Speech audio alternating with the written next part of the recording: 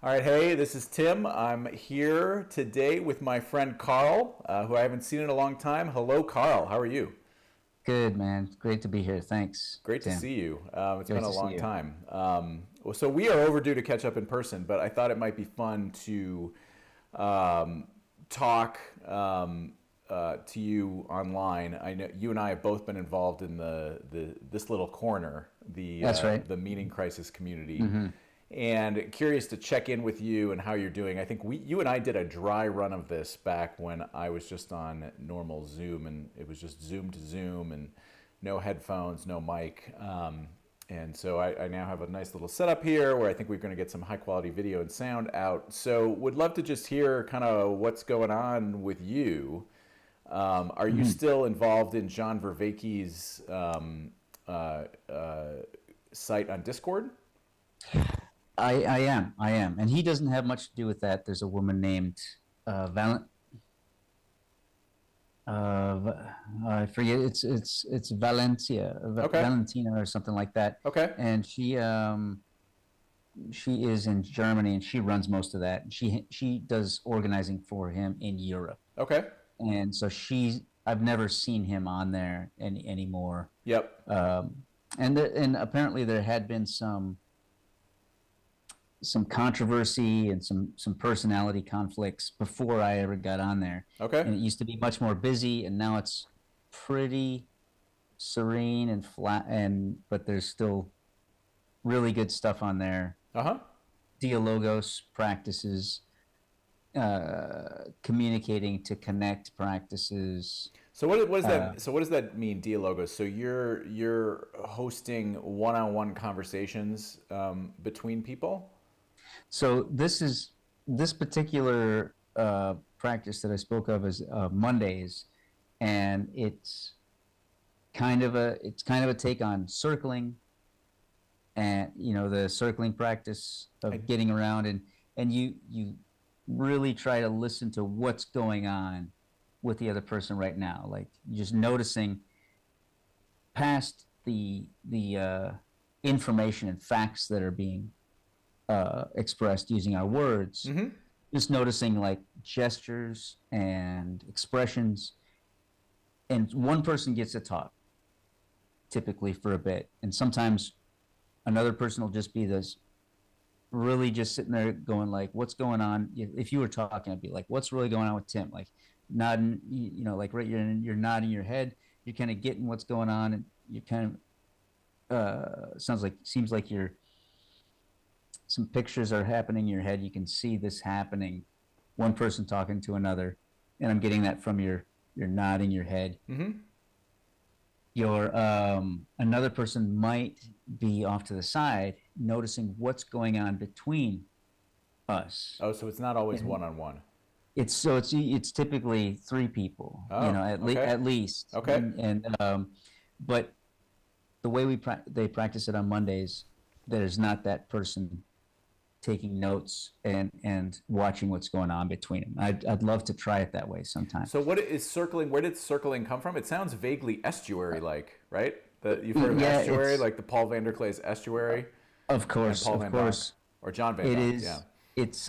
It's from around San Francisco. There's some fellows up there, um, and they have their own language on how to talk about communicating and stuff like And is that. this And they something just that came out of the meaning crisis community, or is this something that it was predated the? predated, Oh, it predated. predated. Got it. Got it. Yeah, and they've been practicing for I think 20 years, And if I'm is not it mistaken. and is it vaguely like is it Eastern, right? Like does It it come out of like the meditative it tradition? kind of comes out of the San Francisco cult spawning scene. Not to call it a cult, but they have a lot of the same. Like there's the what is it? The One Taste community. There's the Landmark Forum community. There's Est. Oh yeah, yeah, There's yeah, all yeah. I've these heard of different best. things. Yeah, So yeah. there's some some of the same language, but it seems like it's born out of that, or there's a lot of crossover, cross pollination. You know, Not to to call this a cult or anything, but they do have their own language, their own way of talking about things, Sure. and it's all geared towards getting the right brain more. This is my takeaway. Sure. Maybe they'd say something different, but what I get out of it is that it's trying to get the right brain more involved in the conversation, because that's the one that is not just intellectual. Yep. That's the one that notices if we're connecting emotionally.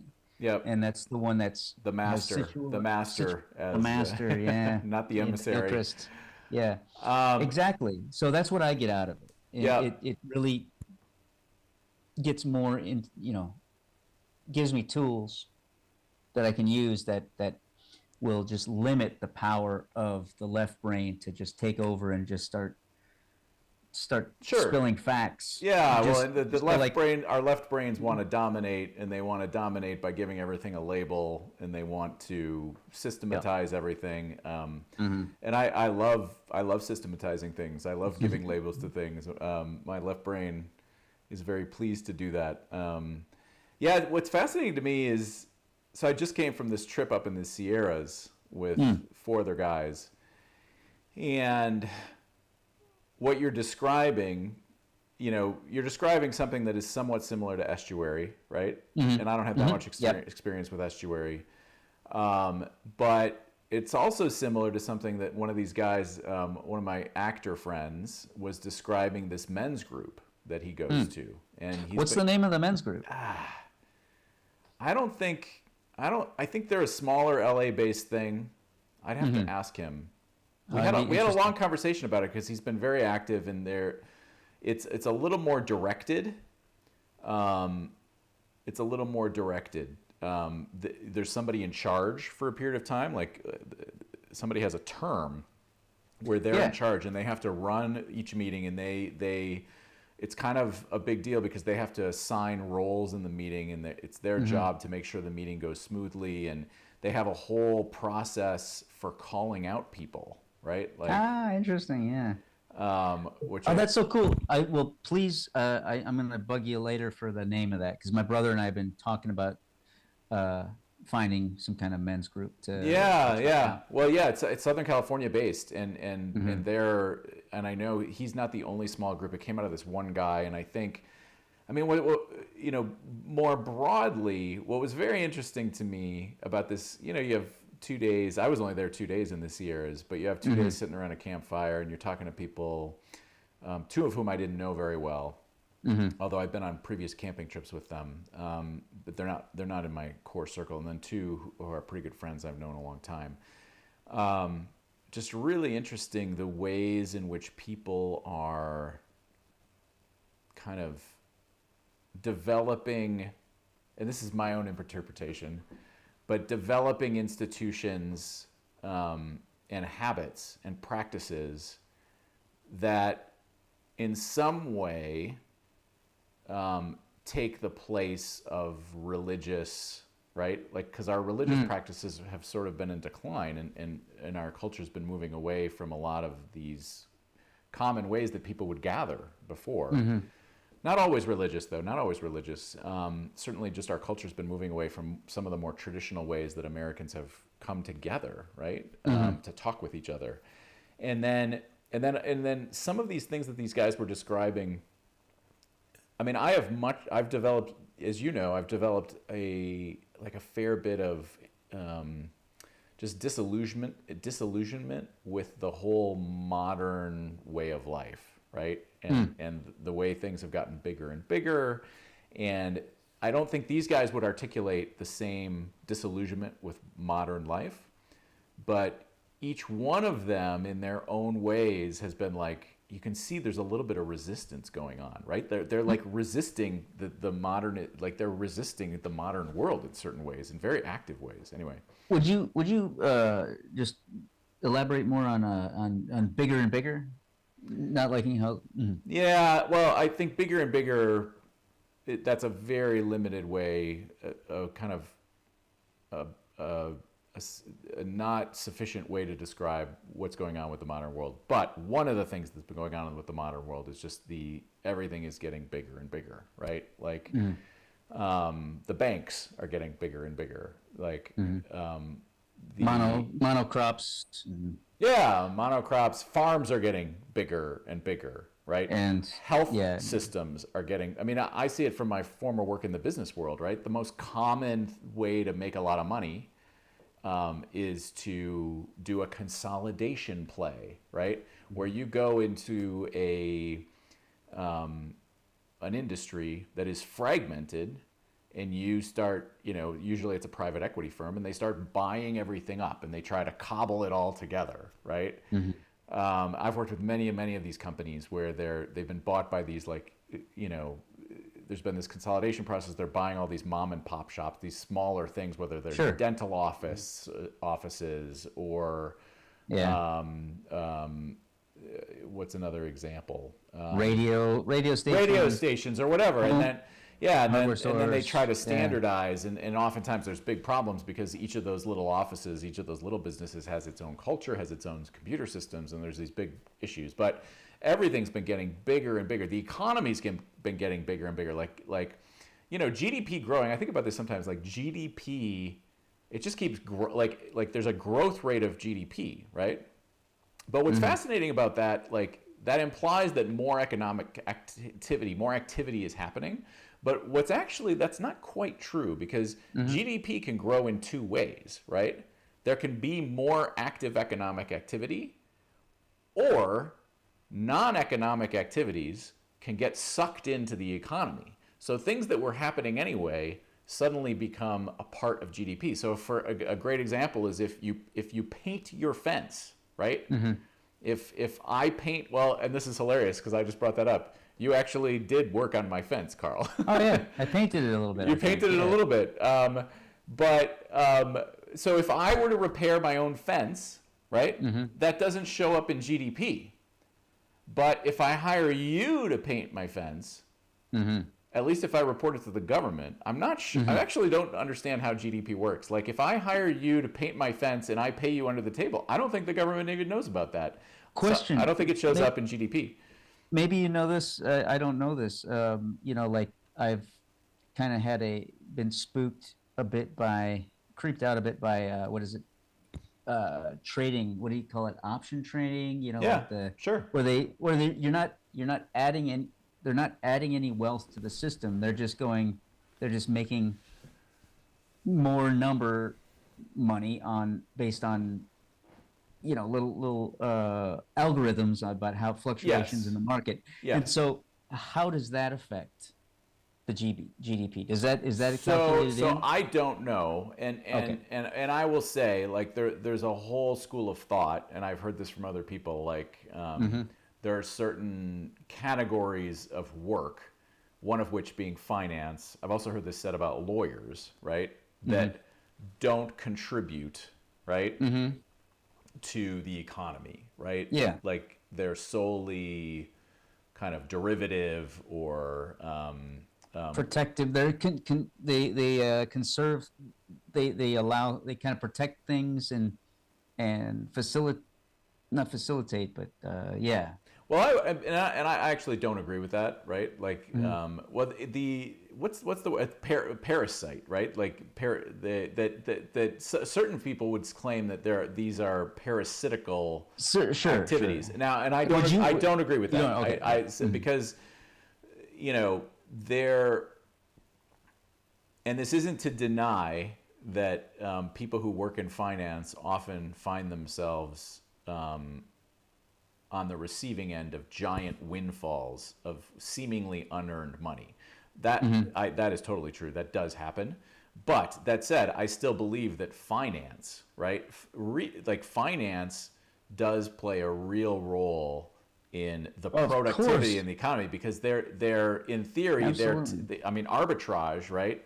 Was where in one place you buy something low and then maybe maybe something's really cheap in China, you buy it, you ship it over to the United States, you sell it at a really high rate. But that's different than like those futures or whatever but I would argue, Karl, like in the at least in the abstract, right? Okay, yeah. That financial folks who are acting as middlemen or acting as market makers, right, and are sort of matching buyers and sellers, and who are, um, you know, engaging in these very small financial transactions, right? Yeah, They yeah. are getting rid of price differences, right? They're Mm-hmm. smoothing things over the long haul, right? And Mm-hmm. that there is value in that. Now, again, that's That not, that makes sense. yeah. That totally makes sense. That there is some there is some service that is there, but it does seem like there's a difference between wanting to um going like, hey, you know what, I'm going to contribute by facilitating this stuff, and then it seems like I have this sense that there's some things in the system that are set up so that one can, if one knows how, one can plug into that legitimate system and slow it down, make it work for, I don't know if you're slowing it down, but just make it work for simply making this one number go up. And then it's that they're selling futures, like they're selling, Well, yeah, but you know what there's nothing in theory wrong with selling futures, right? Mhm. It's just the selling a future is a right to, and here's where we get into. Even though I studied this stuff, I'm not a master of I'm the. so glad to be talking to you because I don't know what I'm talking about, Yeah, and I selling a future is basically saying I will buy something from you at a fixed date in the future for a given price, and so mhm. there's there are very good reasons to have that if you're selling something or buying something and you want to lock in a price, right? You don't. How do you how do you make money on, like, I've heard this, maybe I'm Yeah. taking it wrong, or maybe it was hyperbole, but they're betting on a stock to go down. Oh yeah. How do you make money? How would I know, oh hey, that stock over there, stock A, is going to go down? How do I capitalize on that? You short it. It's called What's that? shorting a What? stock. Mm-hmm. You borrow it. You borrow the stock from somebody under a contract, and you Yep. sell it immediately at Uh-huh. an inflated price, right? And so you get How, all the money from that. how do you inflate that Well, no, price? you think the price is inflated, right? So let's say the stock is selling at 100, but you think it's worth 50. Mm-hmm. So and the person who holds it at 100 is keeping it because they think it might go up to 120, right? So what you do is you come up with a contract where you're going to borrow it from them. You borrow the stock Ah. from them, you sell it Mm-hmm. for the 100, right? And then in 6 months, it's come down to 50. You buy it back at 50, and you give it back to them because you borrowed the stock for them. All you have to do is return the stock. So you Okay. made all the money in the difference. So you made the money in the difference.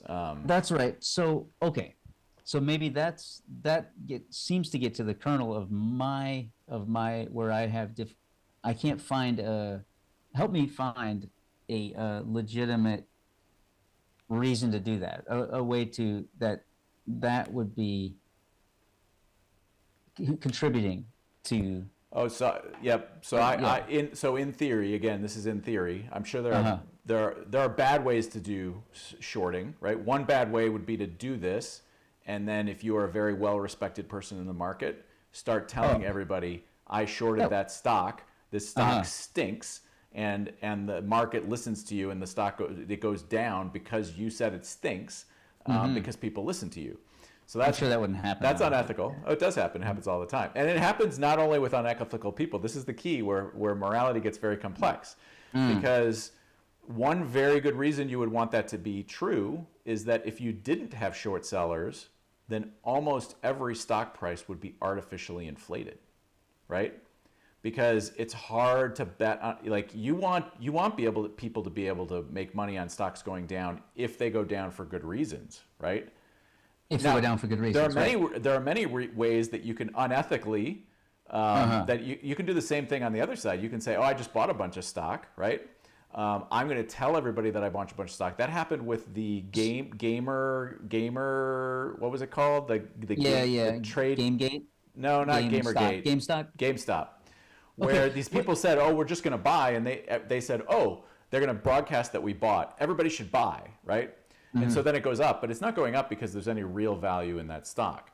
Got that. So are you saying there's opportunities for unethical behavior on both sides of the trade, both shorting and long, investing, selling something short and being in it long. Being in it long means you want it to go up.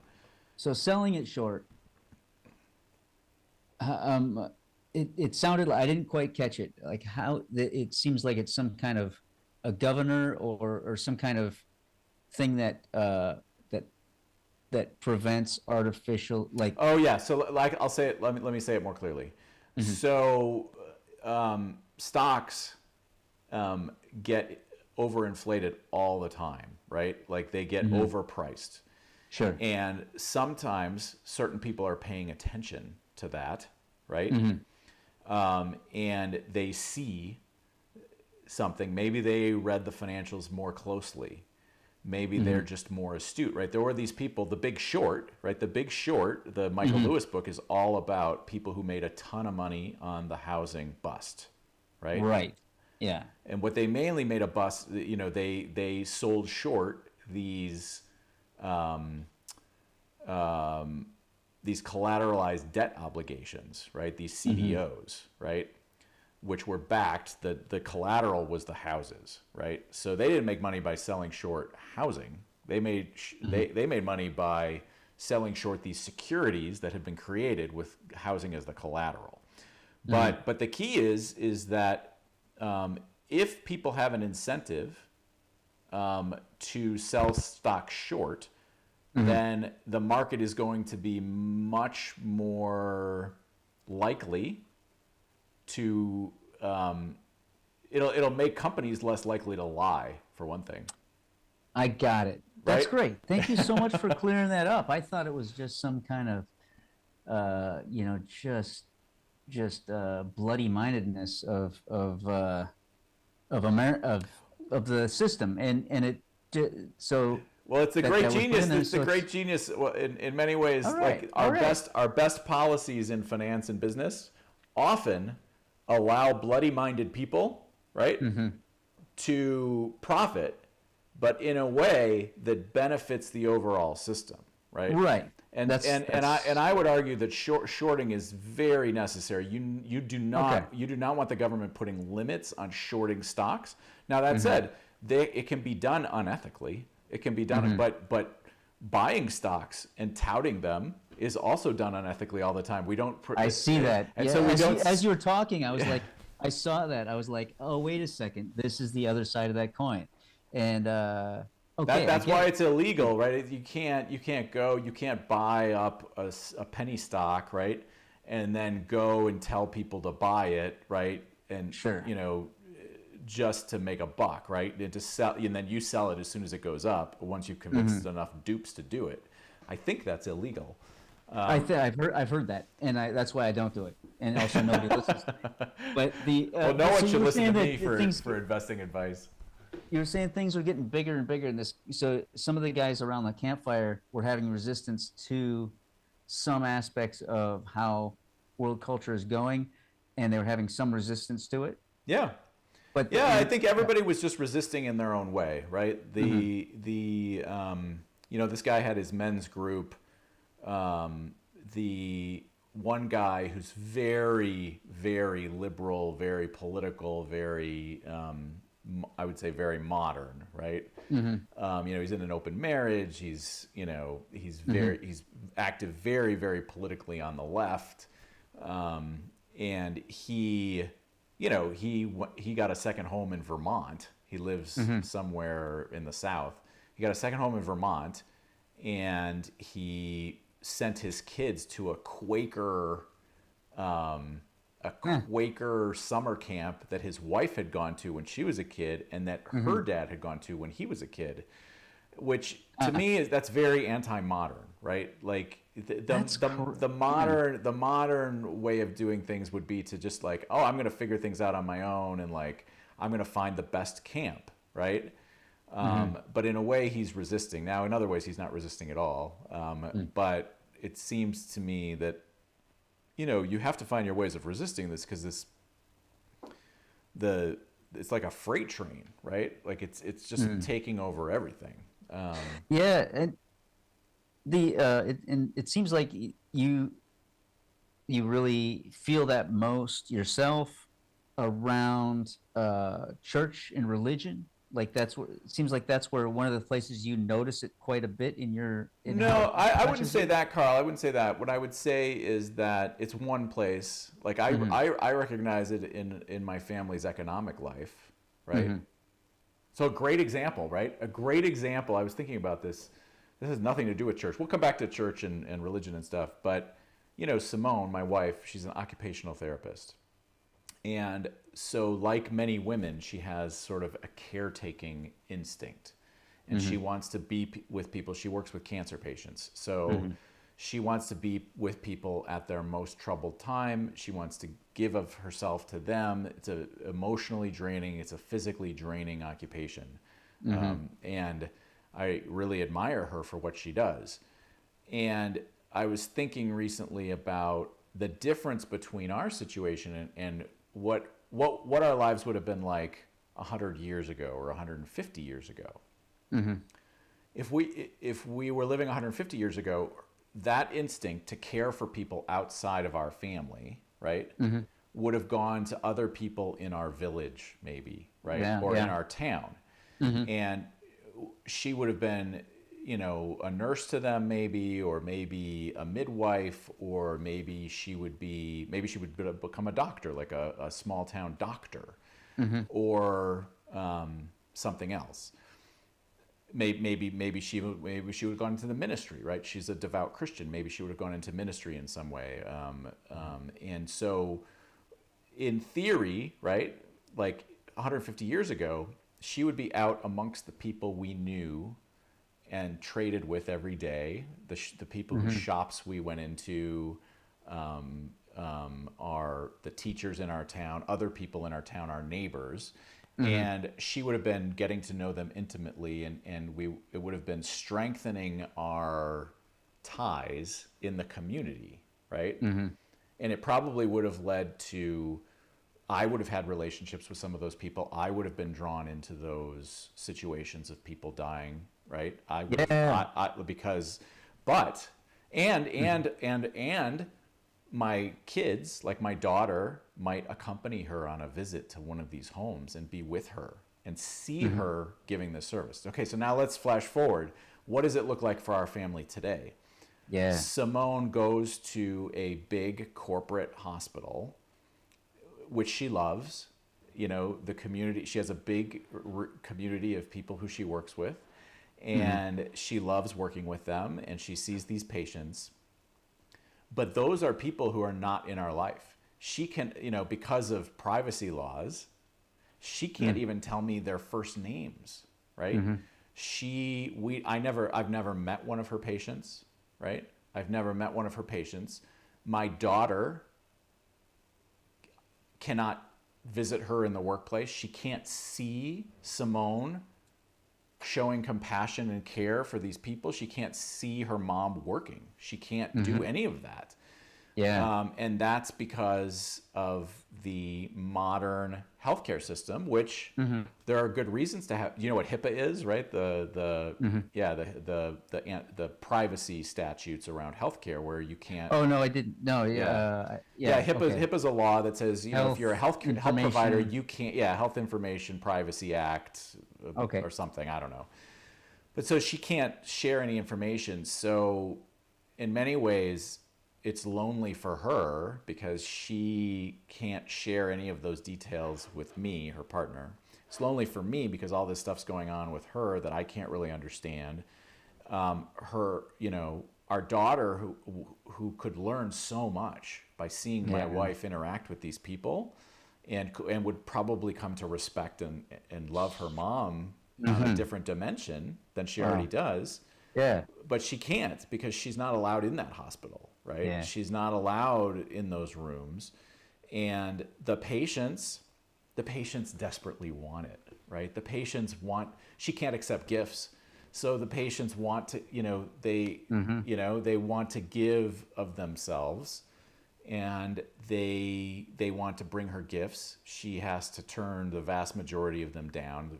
Maybe And sometimes it's so bad. It's so funny that how bad that is for healthcare. yeah, For exactly. actual healthcare. Exactly. There's like, oh, like the my father worked in a hospital, and I got a lot of insight from that. And I also, one thing that kind of characterized it was a hospital hired some consultants to come and say, how can we make things better for our clients? You know, we want them to feel like they're cared for, they're human beings, they're in a good, you know, they're in a human, they're among humans, humans taking care of them.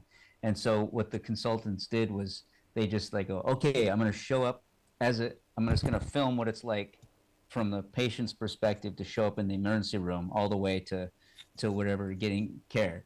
And it was just hours and hours of the ceiling, hours and hours of just the ceiling.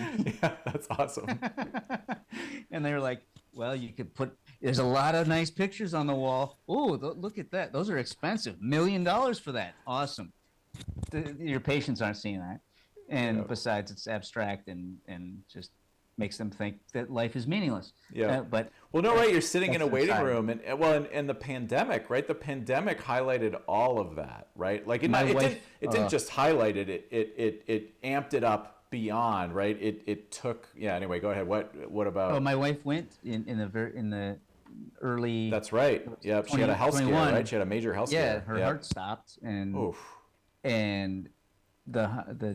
the fire department showed up right away, and Mia didn't want to go, and then she didn't even realize yet that I wasn't going to be allowed to go see her. Fortunately, there was there's like a really human security guard who I brought her brownies like the first night, and I bought brownies and I went to the hospital and I was like, hey, you know, they're probably pretty busy up there. Yeah. You know, they're too busy to come down and get this stuff. He's like, yeah, you're right. Here, let me talk to somebody, see if you can bring it up for her. And so I got to go in. You did? And see her. Yeah, Oh, good I got for to you. go in. Yeah, and I was like, oh, this is good. This keeps me from like you know, everything else I thought of to get to go see her ended up with me in jail. You know, so but see, you're resisting, right? Like we all, I think we're all resisting in certain ways. I think, yeah. So yeah, I want to come back. So I think that's one thing. So one thing about modern life is that all the institutions are getting bigger, right? Social media is getting bigger, like the global village, right? I'm reading Marshall McLuhan right now, and he talks about the global village, right? And that's what social media, like, you know, your peers, you can consider your peers in your social group is global in some ways. So everything's getting bigger, but at the same time, what the modern economy has done is it has fragmented everything, right? So everything gets fragmented, right? Like, and you get this from here and you get that from there. You know, you don't just go to one store, right? You don't go to the general store in town and run into people, right? You go online and you order video equipment from the video vendor, and you order groceries from the grocery store, and you order pharmaceuticals from the pharmacy, and like everything. And we you know, we go to see individual people who are concerned with our physical well-being, right? Like we go to see a trainer. Like I see a trainer. We don't go to movies as much anymore. Yeah, sitting in a big where everybody's together and yeah, I took a psychology course, and it struck me how powerful. What I learned in that psychology course was like the woman hooked us up to a stress monitor that just measures moisture on my palm, and what it's measuring is the social proximity response. So the closer people are, other people are, and the more of them, the more conductive my palm gets because of the sweat. Yeah. My body knows Ah, when a person is present, when there's social another, social proximity response. I don't think I've ever heard of that yeah, before. Yeah.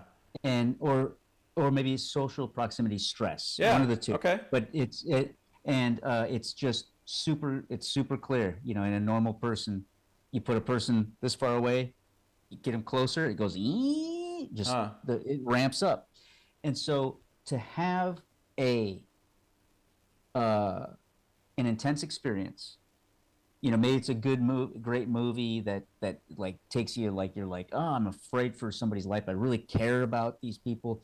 Yeah, it gets me empathizing and goes all over, along with my body knowing I'm amongst a bunch of us. Yeah. Doesn't happen at home, you know, like, and I don't, like, in our conversation right now, I doubt that I'm getting the social Yeah. I know. proximity I know. I know. response, you know, like it's not. And there's Yep. other things that I've heard theories of that I can't tell you, you know, what the studies are or anything like that. But what I've heard is that just being in a room, like one thing we're not getting is there's a bunch of subconscious cues. Like there's smells Yeah. that tell each other what, like your body telling my body telling your body, this is how we feel. This is how my body feels Sure. about this subject. Well, and body You know, language, yeah, body language is so important as well. well, Yeah. body language, but also like there's little things, subconscious things like I got some of it a little bit more conscious when I worked in bars and watching people's pupils Yep. and when they would get bigger and smaller. Hmm. Even if I don't even know, if I'm not trained to do that, my body, my right Mm-hmm. brain is still going like, hey, oh, that's a big part of this situation right now, is the size of that person's pupils just went really big, really small. That means this is a really important subject. Something's And happening. Yep. I need to, when this subject comes up, that's how we feel about it. Yep.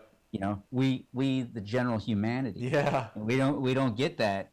We don't get that stuff, you know, like by Zoom. I would say the one thing I have noticed is that I think it's different having a Zoom with someone you've been, you know, in close proximity to, right? Because in some sense, I mean, it's not exactly the same, but It's not exactly the same. You can talk more, but and there's still, I don't have the sense of yes, being like, there's you, there's I still am under the delusion that I'm talking to somebody and I'm really alone in this room, screaming, talking loud and but intensely, aren't you gesticulating imagining? at a box. But There's a because box right here. I know it's true, but because you and I have spent so much time one on one, right next to each other, right?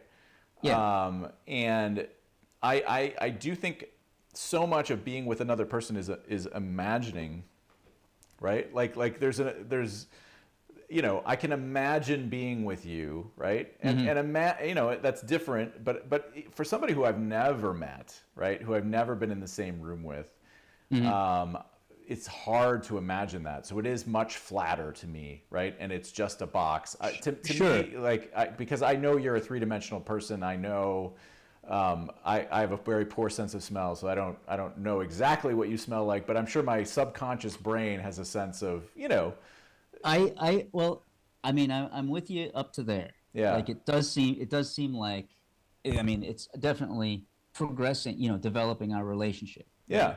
That's happening. Yeah. No doubt.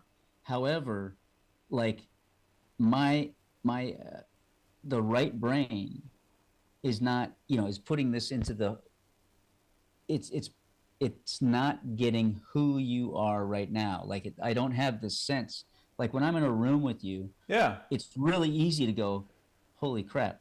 Tim had to be born, had to go through a bunch of horrible stuff that I'm sure nobody, you know, nobody knows the trials and tribulations that somebody has to get to, Yep.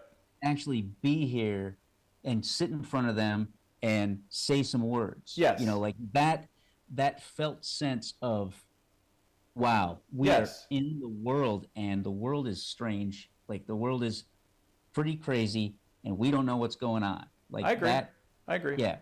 And Yeah, the body's always, The body's always doing that. You just said something that's very interesting to me. It triggers something totally different. We're ranging all over the place today. But I've just been thinking, lately about how little we know other people. Mm-hmm. Like, so if I think about like the 5 things that I am most ashamed of in my life, Mm-hmm. and then and then I think about the 5 things of which I'm most proud in my life. Mm-hmm. I Mm-hmm. mean, they're often like, or like what you just said. You just said like the worst things I've had to go through, right? Like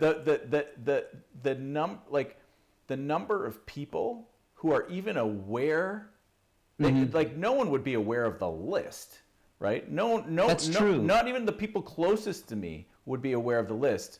But a couple of those things on that list, no one would be aware of, period. Like Mm-hmm. no one even knows. Like Mm-hmm. a couple of the things that I'm most ashamed of, right? That's right. Like, well, Is it? I Yeah. think being in a 12-step program, Oh, I have okay. told people Yeah. all those things. But And but I mean, mhm. but it's also, it's, yes, there's the way, like a way, being aware of it, that the person's told you, right? Mhm. But the people who were there to like, you know what I mean? Like the people who would have That's enough knowledge that's to, totally different. Yeah, I mean, yeah, to actually know, I mean, there's to different levels of know. knowing and making it real and going like, oh, it was really, he had to sit there and actually do that, and you know? and Like that's to know mhm. why I feel ashamed of something, right? Like Mm-hmm. the I don't know, it's an amazing thing to think about, because the people closest to me, my wife, my sister, Mm-hmm. like my Well, best guy friends, they don't know. They don't mm-hmm. know the things that I hold in my heart, right? Mm-hmm. That are the things that I'm either trying to avoid ever doing again, or the Mm-hmm. things that I'm like, there are one or two, I mean, there are one or two that I would say that, a couple people are sort of aware of. But yeah, I don't know. It boggles my mind sometimes, right? Like Well, each those are human being is a complete mystery, right? that's true. That's absolutely true. And I I I see that also that as a in a way that's equating the self with the story, with the narrative of how I got there. And I'm not saying there's anything wrong with that, but that way of thinking about myself is more in line with the by how I With a understand left brain with the left conception. brain with these facts Yes. about me. And so but the actual when I look at it from a vipassana slash Douglas Harding Hmm. headless way thing, what's actually going on is what I'm dealing with is thoughts, and I'm not even necessarily just dealing with thoughts. I'm also just dealing with these sensations, and it's not so much the sensations that are attached to these thoughts that are the thing that are keeping me from being happy, joyous, and free. It's my resistance to accepting or my clinging to not wanting to let go of these sensations of like that's where the battle for me is fought.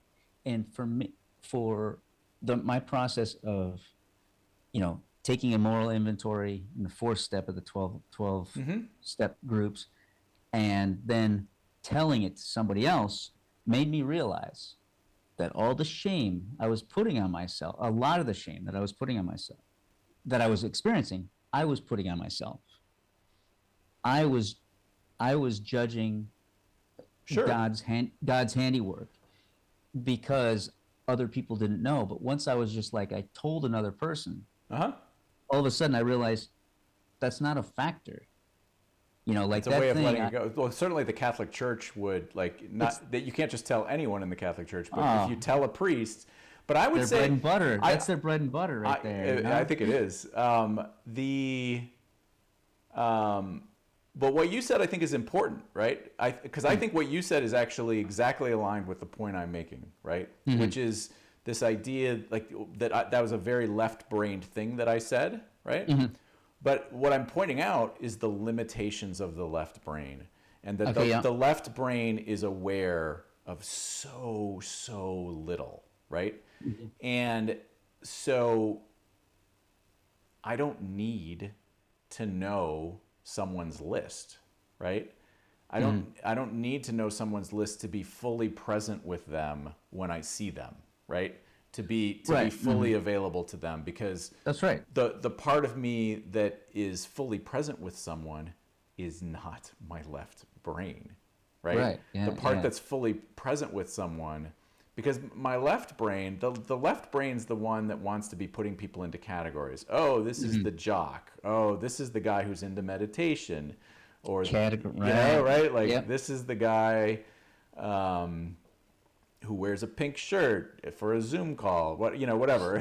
I thought it was kind of peach. That's my funny. computer screen, but anyway, yes, exactly. Yes. Yeah, you know, Categorizing. the you know, the in some way there's no way, right? Our left brain thinks it knows everything. And I've just been thinking a lot lately about how little the left brain knows, and how little like we are even like how little any given person is aware of, period, right? Like we've got this little, as you point out, we've got this little window, and we're always looking through this. So at every given time there's stuff happening out here that I'm completely unaware of, right? Presumably, yeah. Presumably.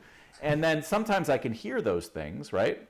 But then you think about the limitations of our senses, right? And there are frequencies we cannot hear, right? That are either too high frequency or too low frequency. Same with seeing, right? There are things, you know, ultraviolet light, infrared light, things that we can't see. So we're seeing like this very narrow range of light, color, things reflected off things out there. But then even, you know, I'm one of the, you know, I read a ton, right? I'm one of the most well-read people I know. And I'm constantly just in awe. I'm constantly finding books that are supposed to be brilliant, that people just love to death and affected their worldview, that I'm just, not only have I not read them, I'm completely unaware of them, that they existed. Yeah. And I don't know, like we're just we're just so limited in our perception. And so that, you know, to be fully present with another person is not to like have a full understanding and then slot them in. Like you have this full systematized version of the whole world and they slot in. And our left brains want us to think that that's true. But to be fully present with a person is to like listen to that, really listen to them, like your circles, right? Like to really listen to another person is hard to do, right? And it's something I want to get better at. It's partly why I want to do things like this, is I want to get better at listening. But anyway, I've just been meditating lately on just how limited our perception is. Me too. I mean, it seems like what I'm getting from maybe you could set me straight. What I'm getting from McGilchrist is that like the left brain, well, almost doesn't perceive at all. It almost entirely abstracts. Like anytime it's only good for what's already figured out, what's already known. Mapped territory. And it maps territory, and it knows, push this button, dumbass, push this button. You know, you just push the button. That's why. And yeah, but it seems like that's what you're saying. Tell me if this is completely misguided. Like my obsession with the phenomenological world that I've gotten from the Headless Way and Vipassana. I don't think I've ever really told you about what that Vipassana, how that Vipassana fits in there. I was saying earlier about how, like, my problems, I'm like, I'm having communication difficulties with my wife. It's her. She's the problem.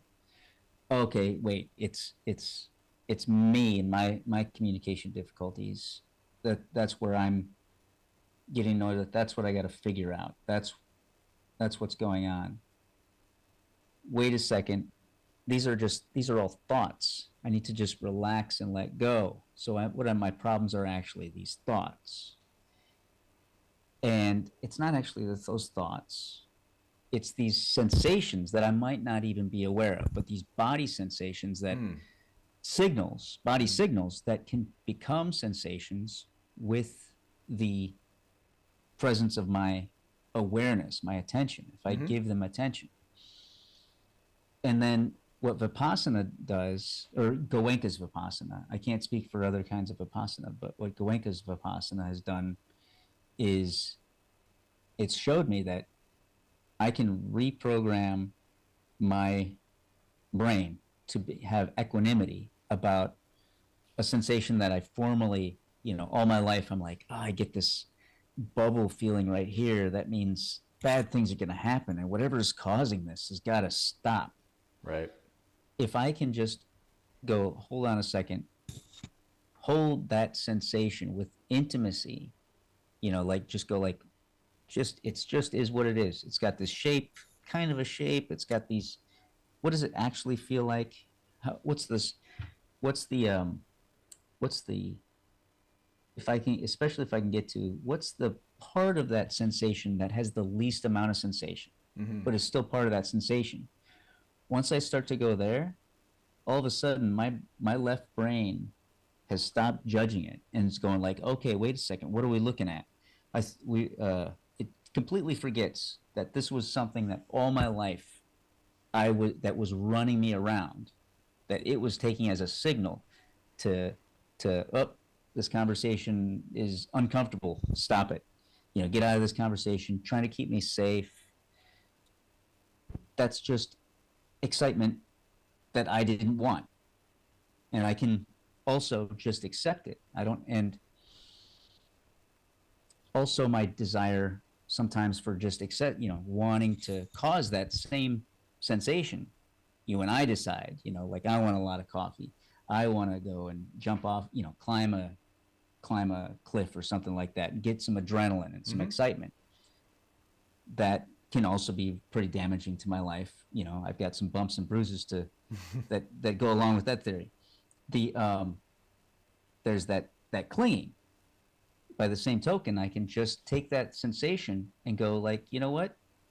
What's the least amount of that sensation? Like there's this switch in perception that happens when I start to get quiet and notice and able to notice it at the level of like, oh, what's the least intense part of that sensation? What shape is it? Where exactly is it? Is there movement? And just start looking at it. What are the facts about that sensation? If I can do that in a conversation with my wife, things go magic, like things go great. Things are magical, Like I don't say all these stupid things, and I Yeah. listen, and I go, and I'm more like, hey, wait a second, I'm not talking to an idea. I'm talking to a mystery. Every Yeah. person I'm talking to, I am talking to a mystery, and I don't know too much more about myself. Bro, right, exactly.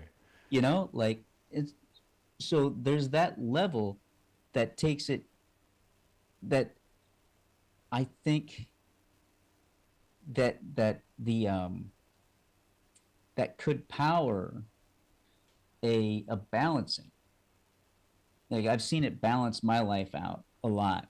Yeah. And there's tons of ways to do this. Of bringing the right brain, making the left notice and serve the right brain, and religion seems to be one of them. Yeah, well, meditation seems to be one of them, right? Right. Well, and Mm-hmm. there are a lot. I mean, you could argue CBT, right? Cognitive behavioral therapy Mm-hmm. is kind of in some of that, leans into that in a very Yeah, tactical, at a very, it seems like basic that's level. part of the. It seems like that's part of the revolution. Yeah, Well, like it what you talk about in terms of acknowledging the sensation, the where it resonates the most clearly, like I can clearly see it in my personal life and when I get frustrated with people. mm-hmm. But I've developed in the last few years. I've always had to some degree a fear of flying, right? And Oh yeah. I Mm-hmm. get that feeling, right, that triggers certain thoughts, right? Mm-hmm. And then the thoughts amplify the feeling, right? Mm-hmm. And I'm fighting the feeling, Yeah, right? And that's it. that's a disaster. And and it's something that is yeah, I've seen it, and I can't. It doesn't always work, right? Like I know what it's doing, and to know what it's doing doesn't always work. I like this idea. I think Sam Harris has talked about it too, Mm-hmm. just about of being like accepting the feeling, right? That's Accepting it. it, That's and it. and not just accepting it, but training your attention on it, like in almost a Yep. meditative way, like almost in the way you would look on a flower for an hour, right? Like what are the Mm-hmm. characteristics of this flower? What can I notice about this flower? Mm-hmm. I need to try that a little bit more. I mean, luckily, the last time I was on a plane, I for the first time in a long time, I had a noticeable improvement, right? Uh-huh. Where suddenly, so I just, there's this, it's something that Christians talk a lot about, and I've started to use this word a lot, but just this, showing grace, right? Mm-hmm. Yeah. It's not, I don't, it's a little different than being in a state of grace, which has a more specific term It meaning. sounds like some faith. But Sounds being in a faith. state of grace has some specific meanings within Catholicism, but Mm-hmm. this idea of showing grace, right? So Showing grace. before I left for my trip to the Sierras, I was just in this point where like everybody in my family was bickering with one another, right? And like Mm-hmm. everybody was on edge, and like everybody was fighting. Like every interaction was kind of a fight, And Yeah. in general, our family is very healthy. Our kids are wonderful. Simone and I get along really swimmingly for the most part. But Mm-hmm. when you're in these close relationships, you go through like waves, and we definitely Mm-hmm. went through this wave where we were just constantly, as you were describing with Mia, like kind of, yeah, I wanted something out of what she was saying, and I wasn't getting it. She wasn't, and Mm-hmm. the same thing. She wanted things out of me, Mm-hmm. and it's amazing. Like just like, after 2 days in the Sierras, I came home and I just had what you were describing, right? This like just sense of like, okay, I'm just present. Mm-hmm. I don't need. I'm responding. Like I'm fully in each moment. Yeah. At least especially the first 2 days back, it was just much easier for me. I think it's also like just being away from the phone, right? Mm-hmm. Technology, because technology I think is constantly amping us up and stimulating us. Like I I came back, Carl, and I was thinking about my use of music on my phone. Mm-hmm. I like music that sort of amps me up. I like high energy, like tense, dense music, right? Mm-hmm. and and I've, because of Spotify, because of the digital revolution, like I can constantly pick Yeah. music that amps me up and stimulates me.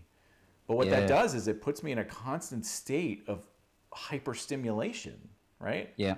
Mm-hmm. And that's not ideal for having good relationships with other people. It's not. I'm trying to write, like I want to write another book. Well, I want to write several other books, but to be a writer, you need like a little empty headspace. And Yeah. I came back and I was like, I need more calm instrumental playlists. I need, Well, on the drive up, Carl, to the Sierras, I lost service on my mm-hmm. phone, and I had forgotten to download any playlists. So all I had was silence. Mm-hmm. And I was like, "Oh my gosh, this is a revelation, right? Mm-hmm. Like I Yeah. can just sit here in silence." I, Anyway, I'm riffing a I little will. bit. I Yeah. really relate. I relate to that a lot. I try to. I mean, Mia and I. I mean, our ideal is to meditate for 2 hours a day. Oh my gosh. We did 50 minutes yesterday. We did 47 minutes this morning. So I think my new minimum that I want to get to is just 1 hour, Okay. because two is just too much. I don't know how you do It's like anything with training for. It's kids, like training for a marathon. Like but training for. Yeah. Go ahead. I have to, because Right. for me, where the game is played is a body sensation, like being aware of my body sensations. Like my left brain takes over so fast, Right. and I am just all of a sudden I'm in, it doesn't look like a cartoon world, but it really is a cartoon world. Like it's just you're a character. I'm not really talking to you. I'm talking to the conversation of where I want the conversation to go. Well. Right. Yeah. I'm not. I'm. It's like that in every. I've found it in absolutely every aspect of my life, and where my only respite I've gotten to the sin. I'm such a sinful person. I've gotten to the only kind time I have that respite is if I am noticing like a sensation as a sensation. Like what I mean is like my elbow's not, I don't feel my elbow against the table. Mm-hmm. I feel pressure. Like if I can go like that's pressure and separate that and go like, because part of me integrates that into the world, Mm-hmm. you know, but, and I, like my actual sense of being in my body is like, have you seen the diagram of the homunculus? Like Yeah. Yeah. like that's actually, I walk around pretending that I don't feel like that, Right. but I feel like that. I feel like I have huge hands, tiny little, almost no back. Yeah, I don't know if everybody knows what the homunculus is. The homunculus is this on the brain. I think it's I can't remember which lobe that is, but there's the somatic, like the feeling of the sense of touch, right? There are parts of the brain that are mapped to your real body. So on someone's brain, you can actually draw their body, and they have super large feet, hands and lips, I think, right? Lips, Huge and lips, hands, huge yeah, lips. because Yeah, we have the most sensation there. My homunculus is well endowed, way more than I. So I never thought about that. My point is like the world, like I think the world makes sense, but it is just constantly there to shine me on and get me into action, doing things. It's just there to like it makes me believe that it is what's actually going on. Mm-hmm. Like the world, like this camera right here, that plastic, like that feels real. But when I can cut that short for just a split second, so I don't take it too seriously, by just noticing that it's just made up of these sensations and it's being synthesized for me every moment. Every moment of the world is synthesized for me. I only notice like if you were to punch me in the nose, I would have this moment of this huge, like I've been punched in the nose quite a few times. And every time there's this sense of like, wait a second, things aren't lining up. Where that fist hit was way, like it was way out, it was way out here. It was like it's not, it's it's this, it hasn't been turned into a useful synthesis yet. Yep. It's a very useful synthesis, so I can operate in whatever's going on out there. That's probably why we have that proximity response. That's part of it. Because somebody, if you're in the same room as somebody, they might punch you in the nose. Anyway, go ahead. But if you punch me in the nose every day for a week, which has also happened to me because I was in boxing and not very good at it, Yeah. then that thing will go away. Like that sense of like, oh, wait a second. Yep. That's not. I'll start calibrating. What I'm saying is, I think I have been over calibrated to value the world as real.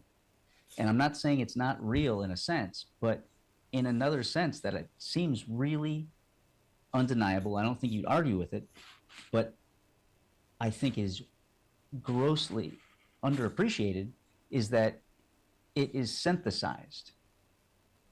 Mm-hmm. Like that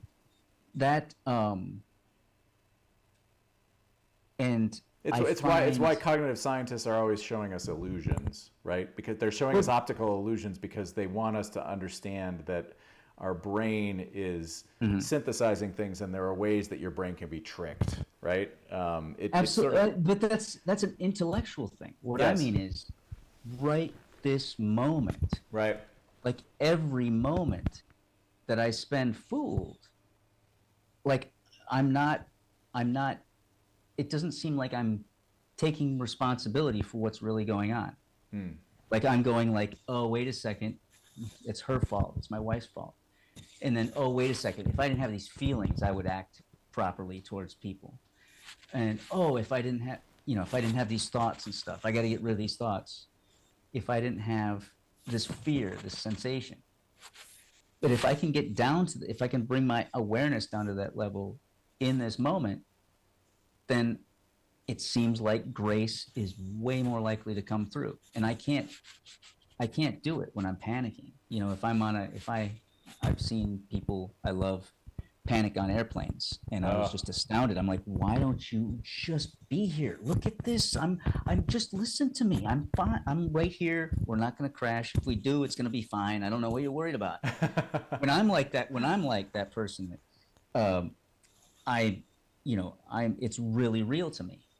Then that's why I'm doing it for this. All this to say, this is why I'm doing it. I want to do it for at least an hour a day, because I want to be able to do it in a conversation with you, you know. And I want to, like, we're only going to have so many more conversations in our life, mm-hmm, you and I. mm-hmm. And you're a great friend and a great resource that I know I do not understand and appreciate. And there's no way my egotistical left brain way of being is going to take, is going to find the opportunity. And it seems like it's like that every moment. Like this moment, any moment I pick, it's always going to be this moment. And if I'm not doing that, this moment, I am being hoodwinked. I'm thinking that my value is out there in the world, when actually the world is inside of me, and I can say yes or no to it. I'm the one that says whether it's good or bad. Yes. And that's not it. And it's not an intellectual thing. It's a perception. Like, I'm like, for a moment, I can go, okay, I'm about to, things are about to go horribly wrong. And I do not understand what my next, you know, thing is going to be. I want to have the faith to go, you know what? It's okay. This is just a game. The world is inside of me. Love as good as you can, Yep. you know? And I have zero chance of doing that if my ego is there. So that's why the one, at least 1 hour a day, it's definitely not excessive for me. Yeah, have you ever looked into? I've been watching these Arthur Holmes lectures. He's a Wheaton College. Paul Vanderklay excerpted a couple of his lectures, and I thought, oh, this is Okay. interesting. They're Wheaton College philosophy lectures from the like the 80s, maybe the late 70s, early 80s that were What's recorded. his name? Arthur Holmes. Arthur There's like Holmes. 40 or so lectures. Anyway, I was watching the Neoplatonism episodes where he was discussing Neoplatonism, something I knew very little about. And he just talks about how influential Neoplatonism was on early Christianity, and especially Christian mysticism.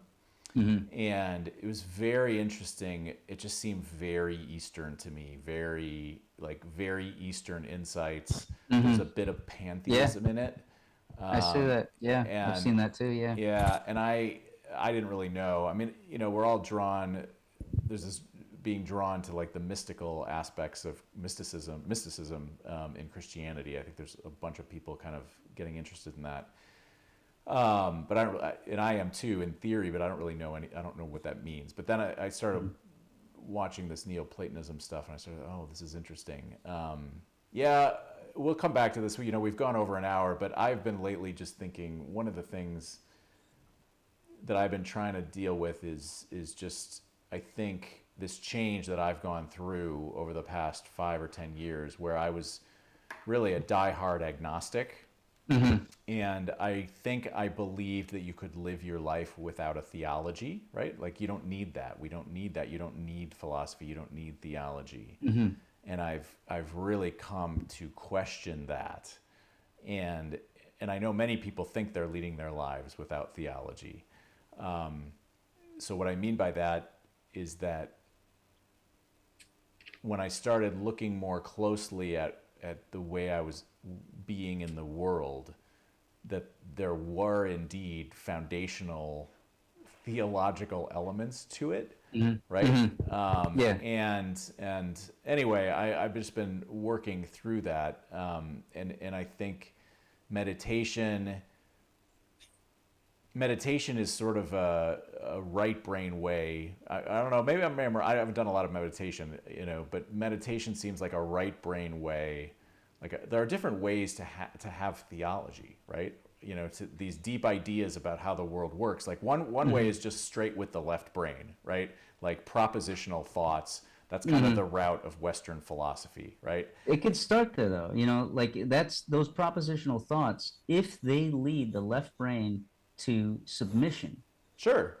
then I mean, I think that's where, like I've needed those for years until like I banged around trying to just have the thought, just have the propositions, and just have the conversations, Yeah. and then go like, well, how fun is it to go to the grocery store? How's that conversation in philosophy? How's that helping you enjoy your paranoia about Yeah. what people think of you at the Yeah, grocery exactly. store? And I was like, well, not very much. I think I'm going to drink more.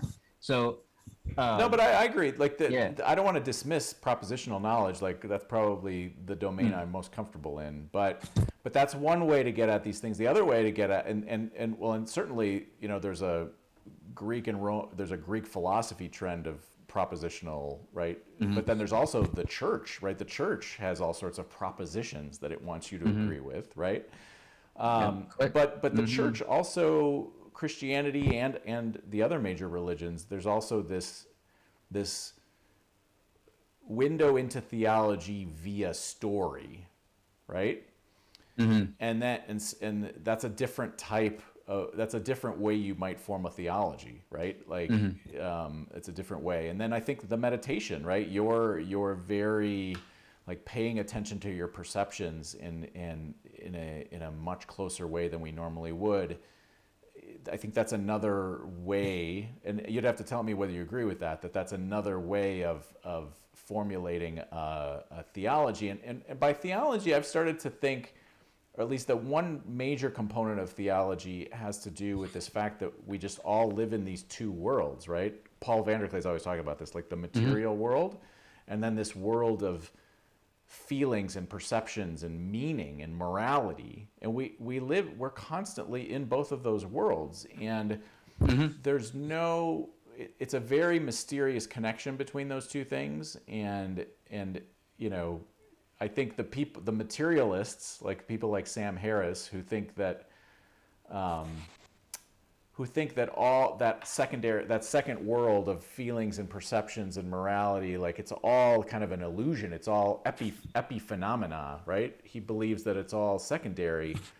Yeah, I mean, I split the pie up differently. Like I would Right. say we're in three worlds. Okay. Like we're in there's the theoretical world there, and that the abstract world, and then there's the physical world, and then there's this phenomenon. Both those worlds are made in another world, the world of the mind. And what there's so many different types of meditation, but the meditation that I've been trying to meditate really bumblingly for over 20 years, and the one that I've found that does me that's like is worth an hour is the one that puts me in that world, that shows me that the world that I go through and pay taxes in, and the one that I think I'm is actually happening, that I run into solid objects in. That's wrong. Like both the abstract and the physical world are both happening in this world, and just practicing that so that I do not grasp. Not only don't I have to grasp and hold on to some idealism, like I don't have to hold on to it. I do not have to hold on to the physical world and say it needs to be like this thing that I'm feeling, this pain, this physical pain that I'm in, or emotional pain that is just burning me up. It's not abstract, like this panic or whatever. That's not abstract. That's also happening in this world of perfect peace. So I would say there's three worlds. I divide it up a bit differently. No, it's interesting. I need to think about that. All right. Well, let's come back to that. I want to come back to that. I want to think about that a little bit because, right, the two worlds thing. I mean, John Vervaeke talks about the two worlds, right? The axial revolution and how a lot of different places came up with these two worlds, worldviews. So I want to think about the three worlds idea. I think we can. Yeah, go ahead. I think we can talk. I think we're at the point. This is why I think a revolution could happen. I think we're at a point where we can talk about it. Like the analogy that we can use that the Greeks, who are brilliant, did not have the advantage of, is video games.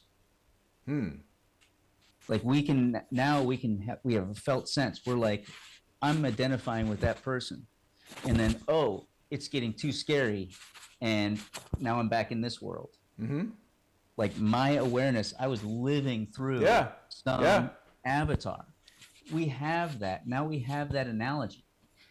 And we can, for it to not become a dead analogy, what I propose is that the living room in which we're playing the video game is this God's world that is infinite, that nothingness. And we can perceive it every time.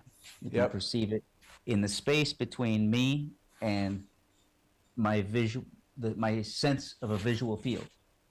How far away is my visual field from me? That's that world. Yep. Okay. Let's put a pin on that. I got lots more questions about that, and I want to think more about it. We were all over the place. We went from finance to. You really gave me some peace around that. I really appreciate being able to ask somebody who knows those questions, because I've just been like, God, that makes me want to. I'm embarrassed. A building or something. I'm embarrassed to portray myself as someone who is an expert in that stuff, because I am not, and I can barely talk the world of options. But I do have an understanding of how, in theory, those things could add value. Anyway, we'll come back to that. So this was great, Karl. Really appreciate it. Let's do this again, and let's you and me meet up for breakfast so we can actually smell each other's pheromones. Awesome, man. All right, man. Looking forward to it. See you later. Thanks. Okay. Bye. Bye.